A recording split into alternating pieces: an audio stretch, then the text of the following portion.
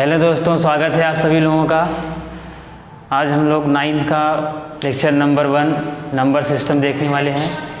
ठीक, तो number system में सबसे पहला पॉइंट हम लोग डिस्कस करेंगे संख्याएं। संख्याएं क्या होती हैं? ऐसी कितनी वस्तुएं हैं का जिससे बोध होता है उसे संख्याएं कहते हैं।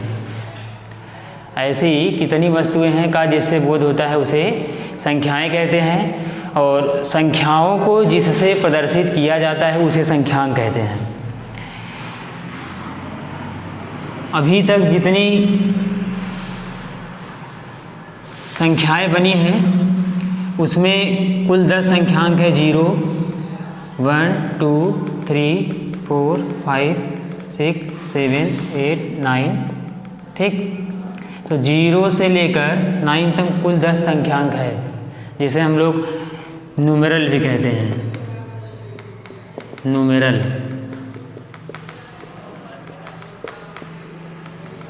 इसके बाद हम लोग बात करेंगे जो है संख्याओं के प्रकार, टाइप्स ऑफ नंबर। तो नंबर 1 आता है प्राकृतिक संख्याएं, नेचुरल नंबर।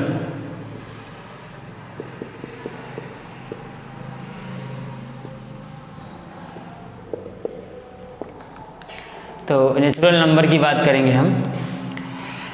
गणना करने वाली संख्याएं, गणना करने वाली संख्याएं प्राकृतिक संख्याएं कहलाती हैं। प्राकृतिक संख्याएं कहलाती है।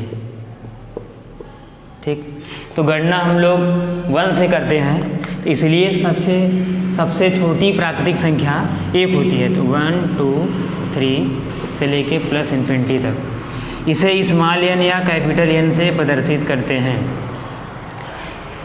तो इसके बाद आता है दूसरे नंबर पे पूर्ण संख्याएं।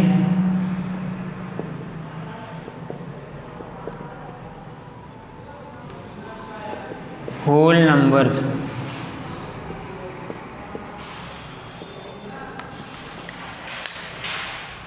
तो होल नंबर किसे कहते हैं हम बात करेंगे दोस्तों। गणना करने वाली संख्याओं में यदि शून्य को भी शामिल कर लिया जाए, दैट मीन्स यदि प्राकृतिक संख्या में शून्य को भी शामिल कर लिया जाए तो प्राप्त संख्या पूर्ण संख्या कहलाती है। 1, 2, 3, 4, 5 से लेके प्लस इन्फिनिटी, इसमें मैं 0 को भी शामिल करा लूँ तो ये जो संख्या होगी उसे पूर्ण संख्या कहते हैं। इसे स्मॉल w या कैपिटल W से रिप्रेजेंट करते हैं। ठीक, तीसरा पॉइंट आता है पूर्णांक संख्याएं।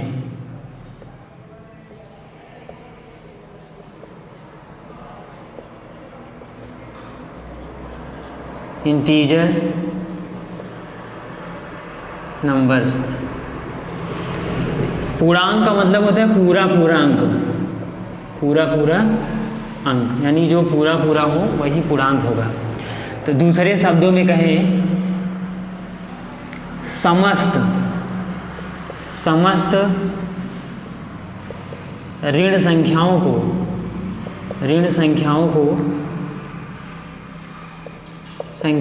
को यदि पूर्ण संख्या में शामिल कर लिया जाए, पूर्ण संख्या में शामिल कर लिया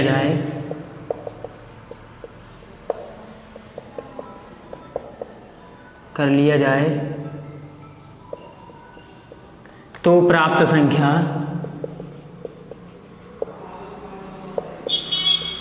पूर्णांक संख्या कहलाती है।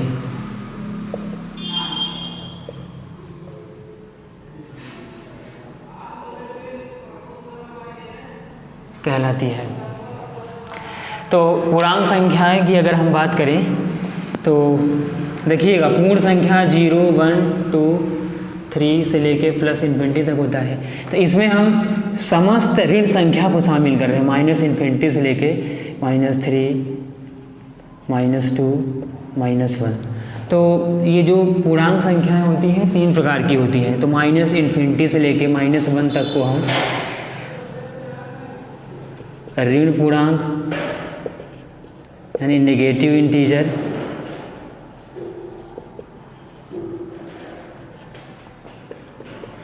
शून्य पूर्णांक, जीरो इंटीजर,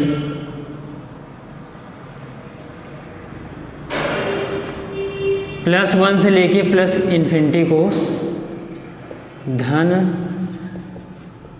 पूर्णांक, पॉजिटिव इंटीजर। ठीक है दोस्तों, चलिए। तो इसके बाद नंबर आता है परिमेय संख्या का। परिमेय संख्याएं, रेशनल नंबर।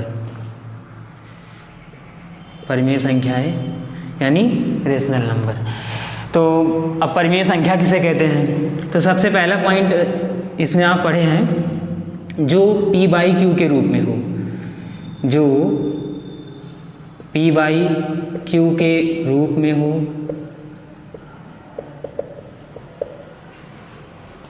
जहां p तथा q पूर्णांक संख्या है तथा q is not equal to 0। यानी आप कह सकते हैं कि ये जो p/q के फॉर्म में होना चाहिए, p and q integer number हो और q जो है 0 के इक्वल में नहीं होना चाहिए। ठीक। और एक पॉइंट और आप कह सकते हैं दोस्तों, बहुत इंपॉर्टेंट है, कि p/q अपने सरलतम रूप में होना चाहिए। जैसे मैं कह दिया, एग्जांपल ले लो, इसमें 6/8 है तो मैं इसको कैंसिल आउट करके 3/4 में कर रहा हूँ। तो ये सरलतम रूप में, मतलब इसको अब काटा नहीं जा सकता और छोटा नहीं कर सकते। तो अगर मैं 3/4 की बात करूं तो क्या ये आपका परिमेय संख्या है? तो आप इसको कंपैरिजन करिए p/q से। तो आप क्या देखते हैं? तो p की वैल्यू इसमें 3 हमको दिख रहा है, q की वैल्यू 4 है, तो p की वैल्यू 3 है और ये पूरा पूर्णांक है। ठीक, पूर्णांक है ये भी पूरा पूर्णांक है ये, और q आपका यहाँ 0 के बराबर नहीं है। इसका मतलब 3/4 हमारा परिमेय संख्या है। ठीक है दोस्तों। इसके बाद हम इसमें और एक एग्जांपल लें, जैसे 0/1। क्या ये हमारा परिमेय संख्या है? तो आप कहेंगे परिमेय संख्या है। कैसे कहेंगे? इसको आप p/q से कंपैरिजन कराइए। तो p की वैल्यू हमको 0 दिखेगा, q की value 1 and q is not equal to 0। तो p 0 है, पूर्णांक है पूरा, q 1 है, ये भी पूरा पूर्णांक है। ठीक, तो अतः हम कह सकते हैं कि p/q के रूप में ये 0/1 है, इसलिए परिमेय संख्या है। और तीसरा एग्जांपल हम ले रहे हैं इसमें 1/0। ठीक, तो कंपैरिजन कराएंगे p/q से, तो हमको क्या मिलेगा? तो p = 1 एंड q = 0। ठीक, तो p = जो 1 यहाँ पे दिया है, ये पूरा पूर्णांक है, ये भी पूरा पूर्णांक है, लेकिन q यहाँ 0 के बराबर हमको मिल रहा है, जो कि इस कंडीशन में क्या है? देखिए, जो कि शर्त हमारा क्या है कि q हमारा 0 के इक्वल में नहीं है और यहाँ 0 के इक्वल में है, इसलिए हम कह सकते हैं कि 1/0 हमारा परिमेय संख्या नहीं है, रेशनल नंबर नहीं है। तो इसको आप छाप लीजिए। ठीक, स्क्रीनशॉट ले लीजिए इसका।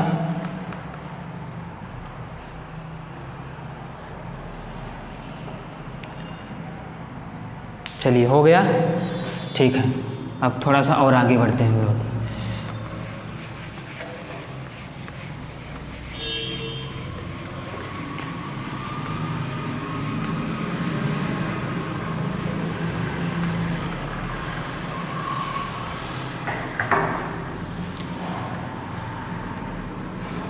इसके बाद बात करते हैं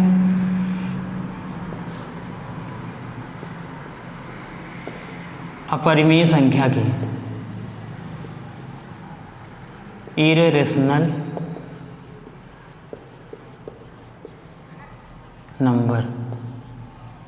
ठीक, अपरिमेय संख्याएं, अपरिमेय संख्याएं इरेशनल नंबर्स।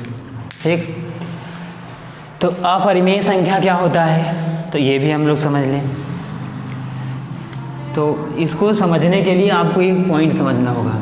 क्लास 9th में ये आपके सिलेबस में है, ये डेसिमल, दशमलव। ठीक, ये दो प्रकार का होता है। एक होता है शांत दशमलव,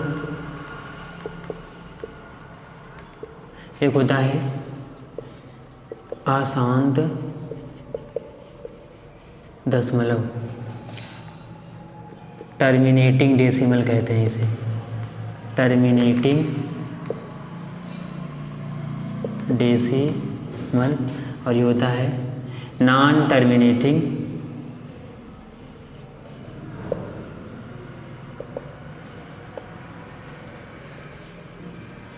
ठीक। तो शांत दशमलव होता क्या है, पहले ये समझ लीजिए। तो अगर शांत दशमलव की हम बात करें तो जिसमें डिवाइड करने पर रिमाइंडर आपका 0 हो जाए। ठीक, फॉर एग्जांपल 1/2, इसको सॉल्व करेंगे 0.5, यानी पूरा पूरा कट जाएगा ये। 1/4 ये भी कटेगा, इसको आप क्या लिख सकते हैं 0.25। ठीक, ये आएगा। और 1/5 0.2, इस टाइप का। मतलब ये सब क्या है, यहाँ पे अगर आप देखें तो यानी डिवाइड करेंगे आप इसमें तो रिमाइंडर आपको क्या मिलेगा 0, मतलब डिवाइड हो जाएगा, ये कहने का मतलब ये है। तो इसके बाद अगर हम बात करें अशांत दशमलव की, तो इसमें क्या होता है, इसमें आपका रिमाइंडर 0 के इक्वल में नहीं होता है। जैसे हम 1 में 3 से डिवाइड करें तो 0.333 ये हमको मिलता रहेगा। ऐसे 1 में हम 6 से डिवाइड करें तब भी हमको मिलता रहेगा ये 0.666, ये इस टाइप का। ठीक है, तो ये सॉरी ये नहीं आएगा, नहीं ठीक है, चलिए। तो क्या आएगा ये, तो अभी आप 1 में 6 से डिवाइड करेंगे तो हमको क्या मिलेगा 0.1। ठीक,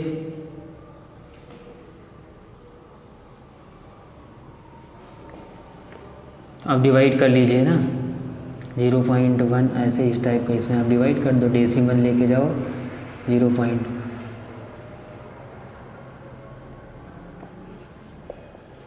ठीक, 0.166 ये इस टाइप का ऐसे आता रहेगा। ठीक है, ये कुछ ऐसा हमको मिलेगा। चलिए, तो अभी आपको क्या करना है,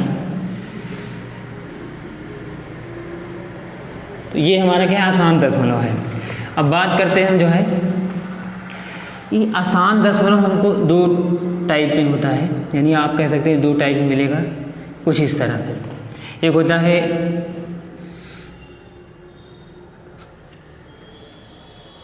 आवर्ती अशांत आवर्ती दशमलव, एक होता है अशांत अनावर्ती दशमलव। ठीक, इसे बोलते हैं नॉन टर्मिनेटिंग